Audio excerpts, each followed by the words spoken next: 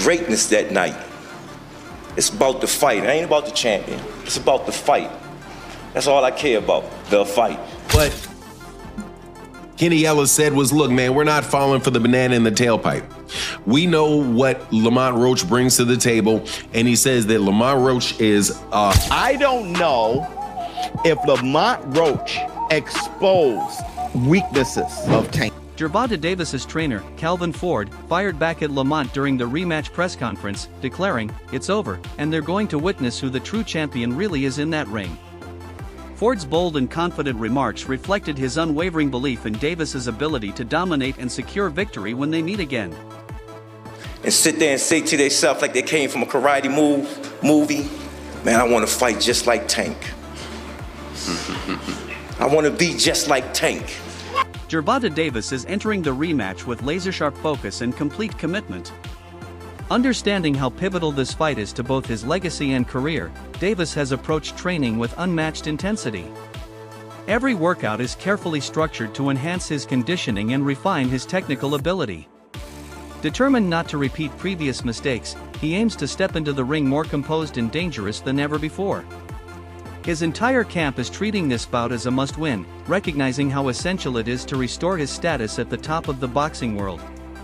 One of the best trainers in boxing, second guy in the corner, is responsible for a lot of the real tactical decisions and tactical analysis that goes on in Gervonta Davis's corner. So you have Coach Calvin, and Coach Calvin is the head trainer, and you have Coach Kenny, who really specializes on preparing game plans specifically for opponents. So to have him talk about what's going on with Lamont Roach, I thought was interesting and insightful, because what he said was that, one, he's not falling for the okie doke. When Mill City asked him, hey, what do you think about the fact that, that Lamont Roach was seen at a basketball game chugging a beer? And I would have added to the question that you see Lamont Roach out giving a bunch of interviews, doing the interview circuit, right? Kind of being a little bit out of character leading into the rematch. Do you think, and this is what Mill City asked, do you think that is something you guys are taking in consideration in preparation for the fight? And what Kenny Ellis said was, look, man. Reuniting with longtime coach Calvin Ford has brought new energy into Davis's training environment. Their relationship, built over years of trust and deep understanding, forms the foundation of Davis's boxing evolution. Ford has been instrumental in transforming Davis's raw skill into a calculated, aggressive, and technically sound style. The renewed collaboration has added emotional strength and tactical precision, further boosting Davis's confidence and aligning every part of his preparation with his championship ambitions. Match, do you think, and this is what Mill City asked, do you think that is something you guys are taking in consideration in preparation for the fight? And what Kenny Ellis said was, look, man, we're not falling for the banana in the tailpipe. We know what Lamont Roach brings to the table, and he says that Lamont Roach is, we're not believing that he's out there drinking or blowing up a bunch of weight and all of that. He says what most people say, hey, we're going to prepare for the best version of Lamont Roach that is going to, that'll come for us. But the way that he saw the fight coming out was he said he sees it like the fight before, a lot of really crisp shots landing. And the fight is going to be similar, but hey, the fight at the same time is going to be very different. Now, I just happen to have a very good friend named Phoenix the Assassin who breaks down fights for me. He's a trainer, got a world-class eye for fights. And what he speculated should be the difference between the first fight and the second fight for Gervonta is that Gervonta is going to need to spend a lot more time fighting on the outside and scoring points for a longer period of time on the outside, and then making sure that, and basically forcing To Davis, this rematch means far more than a simple sporting event. It's a vital chance to redeem himself and silence critics who doubted his abilities after their first encounter. That initial performance raised serious questions about his place in the sport, making this upcoming fight a defining chapter in his journey. A dominant win would reaffirm his position among boxing's elite and prove the previous result was merely an outlier, not a true indicator of his skill. For Tank, this is a moment of both personal and professional redemption. Lamont Roach, he feels that he won. Like, do you think the best thing going forward, they should just run it back, have a rematch? Oh, yes, most definitely. I think a rematch is definitely called for. And I think probably, the sooner the better. So I would say, hey, let's work on a deal to where we could get in there within the next 4 to 5 months. Yeah, I agree. In their first matchup, Davis showed surprising weaknesses that hadn't been visible in earlier fights. His defense wasn't as tight, and his endurance faltered as the rounds advanced. Lamont Roach took advantage, landing clean shots and breaking Davis's rhythm and self-assurance. These vulnerabilities didn't go unnoticed by fans and analysts, signaling that Davis hadn't brought his best. Now, the rematch presents him with a chance to correct those flaws and showcase his full potential in the ring. I don't know if Lamont Roach exposed weaknesses of Tank Davis. It very much reminds me of Rolly Romero versus Ryan Garcia. What Roach did, Rolly was doing the same thing. He ended up implementing it better against Ryan Garcia. Tank was having huge issues, and that's the Black Two Sugars. Watch me call that fight. I started laughing. I couldn't believe it because all he was patient with good power. All Roach was patient. He stayed focused. That's why him drinking and partying and shit is messing with me, because he beat him here. He stayed so damn focused, and he knew when Tank was going to punch. He knew when not to punch, and when he countered Tank, he rocked Tank. Tank got rocked at least twice that fight. Following the bout, Davis opened up about the psychological and emotional toll he experienced. He admitted that the pressure and fatigue impacted his concentration and overall execution.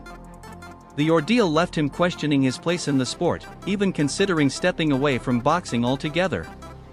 By speaking openly about seeking therapy, Davis revealed just how deep the struggle went, reminding fans that the battle for fighters often extends far beyond what happens inside the ropes. He wants to do therapy, he wants to do real estate. They want to say he wasn't all in because him and Roach are friends, and he's going to be focused for the second fight. A lot of excuses. They want to say it's because of the braids, the oil getting in his eye. Whatever. This is what really happened. And I just now came to this conclusion because I've been making some other videos for Patreon, but Lamont Roach posted a video recently on... Preparing for the rematch, Davis has transformed his training mindset completely. Each drill and sparring session is now performed with enhanced focus and precision. His footwork has noticeably improved, displaying greater agility and control. His reactions are quicker, allowing him to better anticipate and counter attacks. The once relaxed approach is gone, replaced by sharp discipline, showing that Davis sees this bout as a critical test that demands his absolute best. Stop colding up, gotta let it go. Keep turning, step around. Keep turning.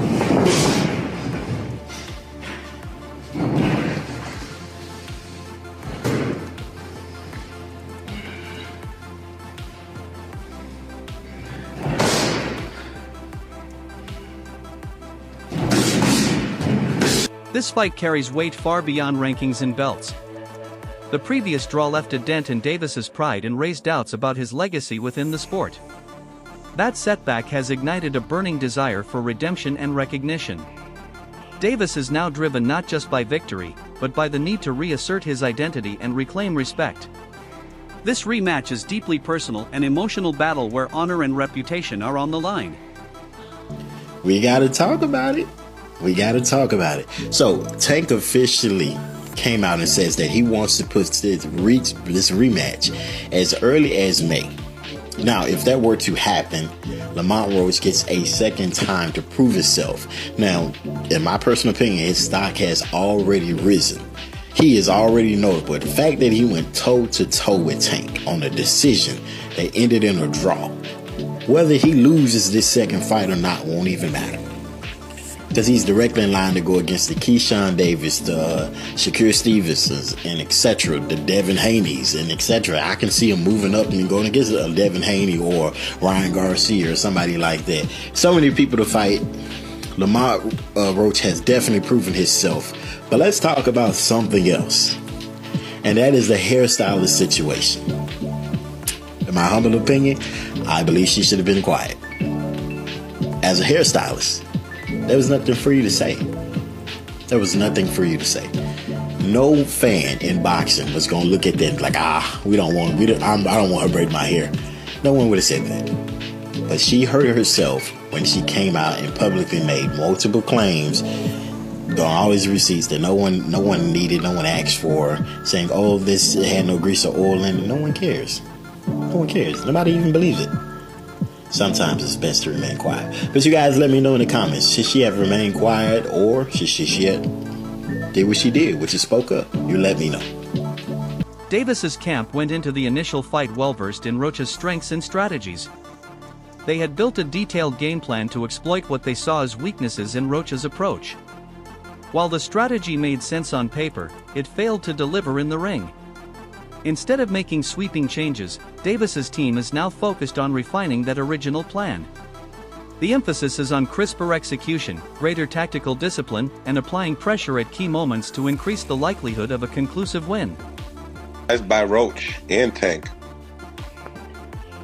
What do you think the biggest surprise was in the fight? It wasn't a surprise because we know Roach. It wasn't a surprise. Mm-hmm. Roach can fight. A lot of people think because a person is not popular, they don't exist. There's fighters out there that can rumble. They just got to get the opportunity. You know? What's the difference makers coming into this fight? The first fight, I thought, everybody thought Jalil won. We just got to turn, hit the gears a little harder. We ain't really got to change too much. Just got to put the icing on the cake, Put the icing on the cake this time, that's all. He did enough to win the last fight, but we was in somebody else's territory, This time around, being in Florida, do you feel like it's a mutual zone? Yeah.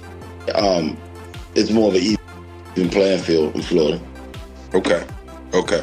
Do you feel like he needs a stoppage to win the fight due to what happened the first time? Not necessarily a stoppage. A stoppage is good, but not necessarily. You just got to put the icing on the cake. That's all. Just hit the gears a little harder. That's all. He hit the gears hard enough the last time, but boxing is a dirty game. It's a dirty game. You got biased people, unfair people. Anybody saw that first fight that Jalil lost, they don't know boxing.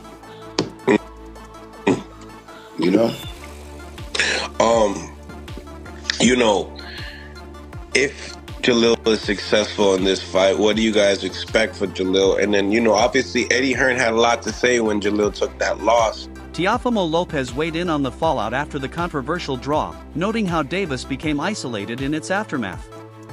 The boxing world was quick to judge, casting doubt on his reputation and abilities. Lopez pointed out how such criticism can deeply affect a fighter's self-belief and public image. His remarks highlighted the high stakes of this rematch. Not only must Davis win, but he must also rebuild the trust and support of fans and fellow athletes alike. People, look what they did with Gervonta too. I want everybody, all these young fighters that are listening to this, and you could clip this. It's a short part right here. I got you. To Ryan could clip this right here. So all you young fighters, look at the amount of love they were giving and sharing to Gervonta Tank Davis prior to the fight. Look at what all the reporters were doing prior to the fight. Look how they were all laughing at all his jokes prior to his fight against Lamont Roach. After the fight, look how many were waiting to down this man. Down him. See, I'm gonna talk my smack with Tank, but that's because I want to fight him. That's me. I can say that. But I just want all you young fighters to really look about it. They don't care about us. Yeah. They won't ever care about us. When you winning, they're gonna be there. But they're waiting for any moment to slip up. Just a man, even a draw. Look how much hate he got out of it. Yeah, not to get deep, but it's a part of our psychology. We have to learn how to care about other people. You know what I mean? This rematch is crucial for both fighters, offering a chance to answer unresolved questions and cement their places in boxing's hierarchy. Dodging this confrontation would leave lingering speculation and harm both legacies. Davis and Roach are fully aware that the spotlight will be intense, and their performance will be remembered. This mutual understanding injects a fierce competitive drive into both camps as they prepare for what could be a career-defining battle. My man Lamont. All right, so you sparred Lamont Roach in preparation for his bout with Gervonta Davis. Absolutely. First, what did you think of the fight? What did I think of the fight? It's a little different for me because it's definitely a point of bias there. Wait, let me put out a disclaimer. He's from Baltimore. Definitely, I mean, he's Baltimore all day, but I'm looking at it from a point of bias because his dad, you know, Ben Johnson Sr. and all them guys that was down there, the coaches Tim and everything like that, they all good people. So I got to know them on a more personal level. And then I get to see like how hard a world champion works. And not only that, to see how he treated his people. So I was going for him just off of personality alone, but everything else, he made me believe in camp for real. Because me and him, like, have similar personalities. Know what I mean, as far as the ring, you know what I mean? So everything we was ready for, like the talking shit and everything like that, because that was coming from me, you know what I'm saying? Me and Lamont, so everything was just everything for real. But everything else, he made me believe in camp for real. Because me and him, like, have similar personalities. Know what I mean, as far as the ring, you know what I mean? So everything we was ready for, like the talking shit and everything like that, because that was coming from me, you know what I'm saying? Me and Lamont, so everything was just everything for real. I think he should have won too, you know what I'm saying? But actually when I was there, I thought they actually was gonna like rob him, you know what I mean? But you can't, you know what I mean? You can't deceive the people that's there for what they saying for real. So you felt like he should have got the nod in the decision? Especially with all the other controversy too, it should have been overturned, but we know how boxing works, but I mean, we running it back for a reason, you know what I'm saying? Did that teach you a lesson, though? Absolutely, you know what I mean? But you gotta just do, it seemed like, because I feel like he did, not only did he shock the world, it's like, I guess you just gotta do more on top of that. Like, you just gotta do more, I guess. Roach's showing in the initial fight impressed many, revealing his composure and strategic brilliance. He proved he could hold his own against elite competition, matching Davis's speed and power stride for stride. His calculated tactics occasionally forced Davis on the back foot, earning Roach respect as a legitimate challenger. Heading into the rematch, Roach now has the opportunity to build on that performance, fine-tuning his speed, enhancing precision, and maintaining focus to secure a decisive win. Tank became a ballsy fighter, which he's never been, according to everybody in the DC and Maryland area. You know, like, but there were now it's all coming out. It's all coming out. It's already been known before, but we never got to see it because nobody pushed Tank. There were points early in that fight. I thought Tank was out hustling Lamont. He was, Lamont wasn't taking charge early on, and Gervonta, who's normally stepping to him, but he was getting hit with straight left hands and getting turned and hit with straight left. His nose and mouth are red. But he wants you to. But that's the thing with Tank does what Teddy Atlas yelled at Michael Moore about. Tank wants to be able to hit you and hope you leave him alone. And when you don't do that, he starts to fade and fold. Okay, that's not championship caliber mentality. We're talking about two guys who weren't big punchers. Okay, 12 rounds, I can hit you and make you miss, and hit you and make you miss, and hit you. But I can keep the game plan. You can keep the game plan. So what if Gervonta goes out there and shows his boxing skills? Let's compare it to, say, a Tommy Morrison, who used to blow you away, but if he couldn't, he was gone. He was gassed out after a few rounds. There's a mentality where. But Tank's not that guy we saw against Isaac Cruz. He was able. Okay, and even Isaac Cruz, looking back now, even Valenzuela outboxed Isaac Cruz. Okay, dude. but I mean, come on. But did he do it? Apply the trade. Listen, it happens. Hazard of the trade. Exactly. Your hands are going to be moved. Did he get surgery after the Isaac Cruz fight? No. I don't know. Maybe. I had a ton of surgeries. I had a ton of surgeries that the public knew nothing about. So I don't know. I mean, they kind of know. So Paulie, you can see where you can see hand surgery scars. You see my scars? My hand, I got a tic-tac-toe board all over my hand. When you get surgery, you can see that. Well, Paulie, his argument, and you guys are on different sides of it in a different way, where he says tactically there's more to add to Gervonta. Gervonta could have done things that he didn't do. Physically, there's a lot he's capable You of. see it mentally. Yes. Is that harder to deal with? I believe so, because physically, Gervonta has all the goods. That's why he's sold as the product he's sold at. You look at Gervonta physically: speed, athleticism, power, timing, ability to change direction. If this guy has balls, he's really a pound-for-pound fighter that everybody claims he is. But because he doesn't have balls, I don't know that he's even a pound-for-pound fighter. I don't even know that he would be a lightweight champion if they didn't mix and match his opponents accordingly. You know what I'm saying? He probably shouldn't even be a lightweight champion now because Lamont Roach beat him the other week. I got a great saying. So you always say, if my aunt had balls, she'd be my uncle. Yeah. If Shakur Stevenson, who's sparred with Roach in the past, provided sharp insight into Roach's skill set. He specifically praised Roach's defensive instincts, which he said were key to neutralizing Davis's offensive style. Stevenson's endorsement adds weight to Roach's credibility as a serious threat. His confidence in Roach emphasizes how competitive this rematch will be and suggests that Davis is in for a technically demanding and well-prepared opponent. That's it for today's video. Stay tuned, and until next time. Don't forget to like, share, and subscribe to our channel. For more exciting videos, make sure to hit the bell icon and stay updated. Subscribe to Boxing Hub now for all the latest in boxing.